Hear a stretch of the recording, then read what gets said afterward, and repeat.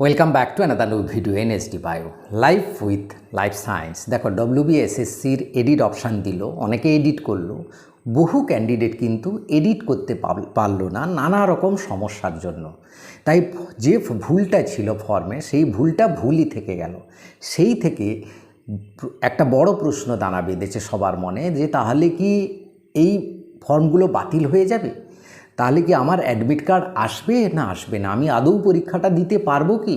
এই প্রশ্নগুলো জেগেছে এবং অনেকে প্রশ্ন করেছো যে অ্যাডমিট কার্ড কবে আসবে। তার সঙ্গে আরেকটি ইন্টারেস্টিং প্রশ্ন যে পার সাবজেক্টে নবম দশম একাদশ দ্বাদশে প্রত্যেকটা সাবজেক্টে ক্যান্ডিডেট সংখ্যা কতজন অ্যাপ্লাই করেছে সেই সংখ্যাটা তোমরা জানতে চেয়েছো।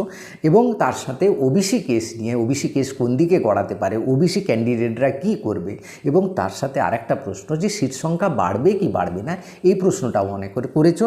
এই সমস্ত প্রশ্নের উত্তর আজকে দেওয়ার চেষ্টা করব, তাই ভিডিওটা শেষ পর্যন্ত দেখো।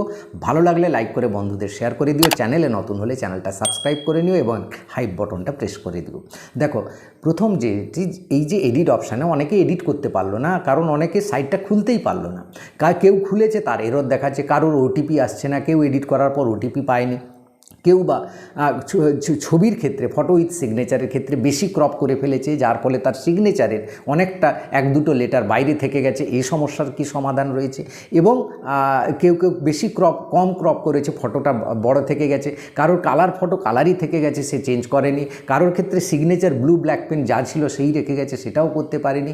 এবং অনেকের ক্ষেত্রে ডেটা নট ফাউন্ড দেখাচ্ছে, কারোর ক্ষেত্রে যে আবার দু জায়গায় অ্যাপ্লাই করেছে নবম দশম একাদশ, তাদের মনেও প্রশ্ন জেগেছে যে কোনটা অ্যাডমিট আসবে কি আসবে না। এরকম নানা রকম ভুল ভ্রান্তি কিন্তু থেকে গেছে।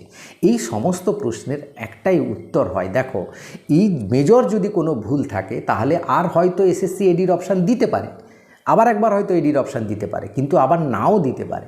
আর না দিলে কি করতে পারে না, যে মেজর ভুলগুলো রয়েছে যেগুলো ছাড়া পরীক্ষাতে দেওয়াতে অসুবিধা হবে, ইনভিজিলেশন ডিউটি যখন দেব আমরা, বিশেষ করে আমাদের স্কুলে তো পরীক্ষা হয় এই পরীক্ষাগুলো, তো তখন দেব, সেখানে যদি এই ক্যান্ডিডেটকে আইডেন্টিফাই করতে অসুবিধা হয়, সেই জায়গাগুলোর যেগুলো মেজর ভুল রয়েছে সেইগুলোকে কারেকশানের জন্য নাম এবং রোল নাম্বার দিয়ে তোমাদের এসএসসি অফিসে ডাকতে পারে। যেমন এর আগের ক্ষেত্রে হয়েছে কয়েকদিন আগে, কিছু যোগ্য শিক্ষকরা তাদের এক্সপিরিয়েন্স ইয়ার দিতে ভুল করে গেছিলো, সেখানে একটা বড় নাম্বারের জায়গা রয়েছে যেখানে, যার ফলে তাদেরকে ডেকে নেওয়া হয়েছে এসএসসি অফিসে। সেরকম একটা অপশান আসতে পারে। তো তোমরা টেনশান করো না, যদি তোমার মেজর ভুল থাকে তোমাকে ডেকে পাঠানো হতে পারে। আর যদি এমন ভুল থাকে যে তুমি বুঝতেই পারছো না যে ভুলগুলো কি অ্যাডমিট আসবে কি আসবে না, যেমন তোমার যদি ছবিটা যাই থাকুক না কেন, তোমার সিগনেচারের একটা দুটো ওয়ার্ড বেশি বাইরে থেকে গেছে, বোঝা যাচ্ছে না, তাতে কিচ্ছু যায় আসে না। তোমার যদি পেমেন্ট সাকসেসফুল হয়ে যায় তোমার কিন্তু অ্যাডমিট আসবে, এটা ধরে নিয়েই তোমাকে এগোতে হবে। কারণ ছোটোখাটো ভুলে এসএসসি কিন্তু এবার আর অ্যাডমিটটা আটকাবে না, কারণ এসএসসি ভয় পাচ্ছে কেউ একজন ক্যান্ডিডেট যদি কেস করে দেয় তাহলে আবার পরীক্ষাটা ঝুলে যাবে। সেটা কিন্তু চাইছে না সুপ্রিম কোর্টের, যেহেতু একটা জোরালো নির্দেশ রয়েছে। তাই তোমরা এই বিষয়ে চিন্তা করো না। তোমার SC ST OBC category update তুমি নাম্বার দিয়েছো কিনা, ডিজিটাল নাম্বার করেছো কিনা, ইডব্লিউএসের সার্টিফিকেটের নাম্বার দিয়েছো কিনা, এগুলো নাম্বার দেওয়াটা, সার্টিফিকেট নাম্বার দেওয়াটা ম্যান্ডেটরি ছিল না, অনেকে দিয়েছে অনেকে দেয়নি, তাতে কোনো কিচ্ছু অসুবিধা হবে না। হ্যাঁ, এবং তোমার ছবিটা যদি বোঝা যায়, যেটা ইনভিজিলেশন ডিউটির সময় যাতে ক্যান্ডিডেটকে বুঝতে পারা যায় ঠিকঠাক থাকে, এবং সিগনেচার যদি ঠিকঠাক থাকে, তাহলে কোনো অসুবিধা হবে না, তোমার অ্যাডমিট আসবে, তুমি পরীক্ষা দেবে। তাই এগুলো চিন্তা করো না। তোমাকে যদি ডেকে পাঠায় তাহলে যাবে, না হলে তোমার যদি বিশেষ কিছু সন্দেহ থাকে তুমি সরাসরি ওবিসি অফিসে চলে যাও একদিন, যাতে তোমার বাকি দিনগুলো তুমি পড়াশোনায় মনোনিবেশ করতে পারো। এইটা হচ্ছে সমাধানের আরেকটা বড় রাস্তা। হ্যাঁ, এডিট অপশান তো হয়তো আর দেবে না, যে ডেকেও যদি না পাঠায় তুমি একদিন এসএসসি অফিসে চলে গিয়ে সমস্যার সমাধান করে আসতে পারো বা খবর নিয়ে নিতে পারো। ঠিক আছে, এই হচ্ছে সমাধান।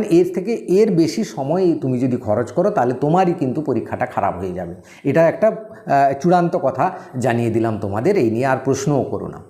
দ্বিতীয় নাম্বার হচ্ছে যে সিট সংখ্যা বাড়বে কিনা। দেখো সিট সংখ্যা প্রতি বছর যা মানে নোটিফিকেশানের সময় যাবে থাকে তার থেকে অনেকটাই বেড়ে যায় সিট সংখ্যা, এবং এবছরও বাড়বে। প্রত্যেকটা এসএসসি আজ 17-18 বছর ধরে দেখছি সিট সংখ্যা বাড়ে, তাই সিট সংখ্যা বাড়বে, সেটা তোমাদের জন্য একটা আনন্দের খবর।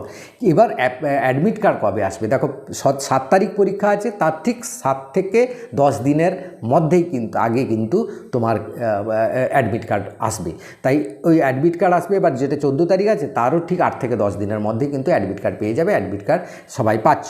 এবার ইন্টারেস্টিং প্রশ্ন যেটা ছিল যে পার সাবজেক্টে কতজন ক্যান্ডিডেট অ্যাপ্লাই করেছে এই নাম্বারটা জানতে চাইছো, দিলে তুমি তোমার যে কম্পিটিটার কত আছে বুঝতে পারবে। দেখো এই তথ্য কিন্তু এসএসসি কোথাও জানায় না, পাবলিশ করে না পরীক্ষার আগে বা রেজাল্টের আগে। তাই এটা কারোর ক্ষেত্রে জানা কথা নয়, তাই আন্দাজে আমি কিছু এর বিষয়ে বলতে পারবো। এই ছিল আজকের ভিডিওটাকে লাইক করে সবাইকে শেয়ার করে দেবে। Thank you for watching.